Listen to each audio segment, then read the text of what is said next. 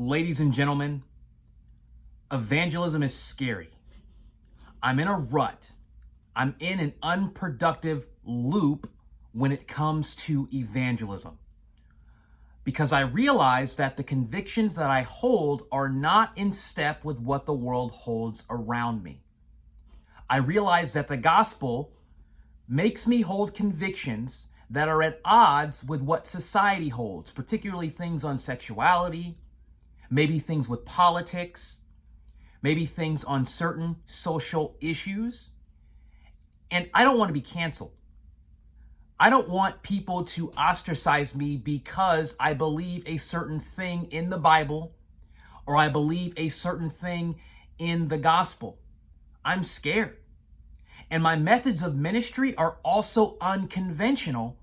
And that makes me even more afraid to be ostracized, to not be associated with, to be out of harmony with people around me. I remember some different points when I've gone to do ministry at the mall in which I've been rejected because I'm trying to talk about the gospel. I remember approaching an older gentleman one day and I said, "Hi, my name is Samuel. I'm with a local church and I want to ask you a question.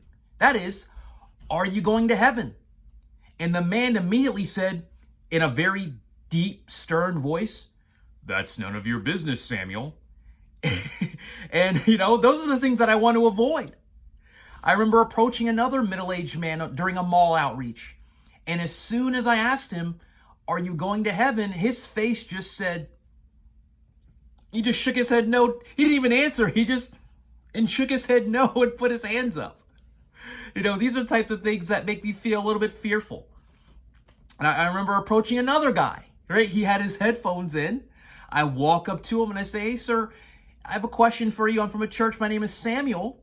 If you were to die today, would you go to heaven?" And he just goes, almost as if something had just slapped him in the face, like an invisible hand slapped this man in the face. And at that moment, I felt a little bit shocked, like, oh man, I hope I didn't offend him. But he followed up with the idea that what I was doing, he respected. But, those are the things that make me a little bit scared in evangelism. And one of my concerns with all of this, we obviously don't want to be ostracized, right? We want to feel a part of community. We want to be accepted. We want to harmonize with people in our community and our society. But one of the concerns that I do have, even with the church, is that we're trying so hard to be accepted by non-Christians. We're trying so hard to get them to talk with us, to be friends with us, to accept us. And we're doing so much study on how to speak their language so that they accept us. So we're not getting the gospel across at all. We're not getting into those conversations. We're spending so much time trying to figure out, how do I talk to these people? How do I get into a gospel conversation without being rejected, or without them thinking that I'm a weird person, or without them being offended? And we're trying to contextualize so much. How do we reach a post-Christian generation that doesn't care or who's offended at Christian convictions? And I was just thinking about all of these different things the other day, and a verse came to my head. And that verse is in 2 Corinthians. I don't have the reference now, but it's in 2 Corinthians, where Paul says that we are an aroma of Christ, right? To some, we are an aroma of life. To some people, we are an aroma of life, right? These are the people who are excited. They're curious. They want to talk to us about the gospel. But one of the things I think we may forget, especially in a kind of our comfort-driven, cozy Western culture, is that to some people, we are going to be an aroma of death. Some people, they're going to hear our convictions. They're going to have conversations with us. And they're going to say, I don't want to have anything to do with that. They're going to want to have anything to do with us. It's normal, Christian, You are supposed to stink.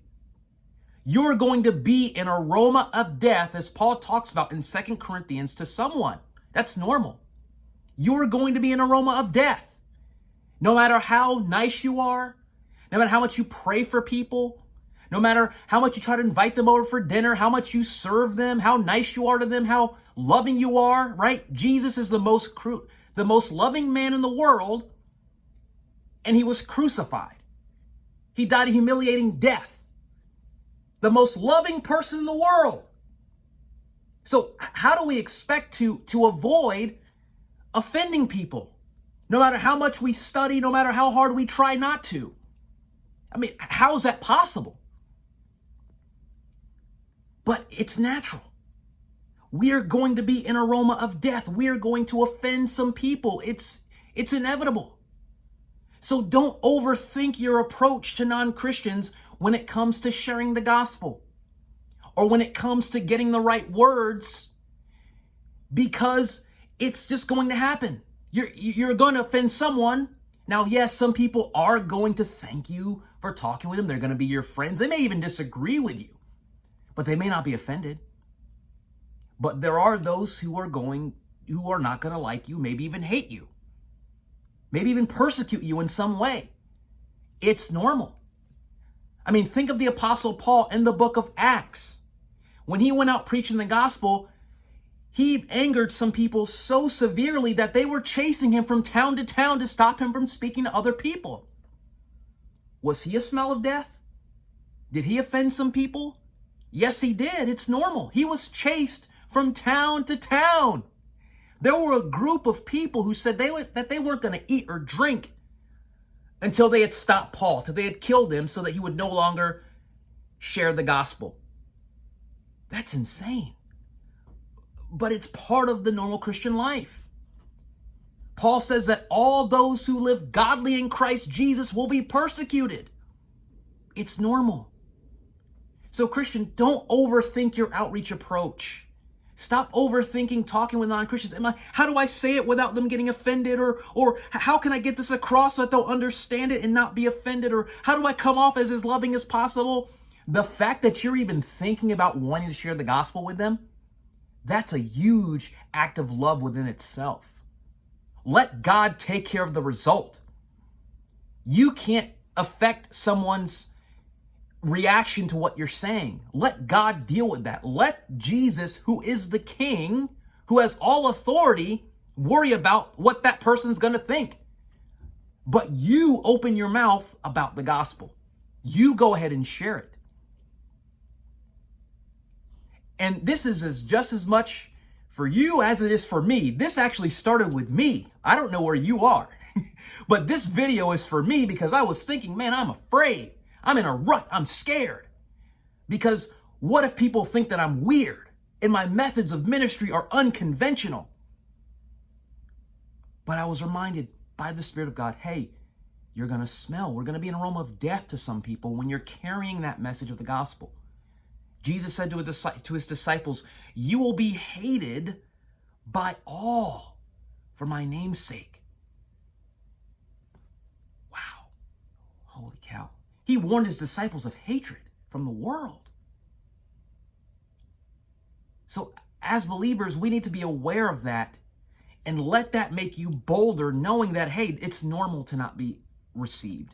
It's normal for people to think that you're weird. It's normal to be an awkward person or that guy, or people think you're awkward. It's normal. Let God take care of it. Let God take care of the reaction. But you go and be the disciple that Jesus wants you to be. And you'll be a smell of death, but the Lord will take care of you. He'll strengthen you. He'll encourage you. He'll help you. So I say this again, Christian, you're supposed to stink. Have a great day. Thank you for listening to this video. Bye-bye.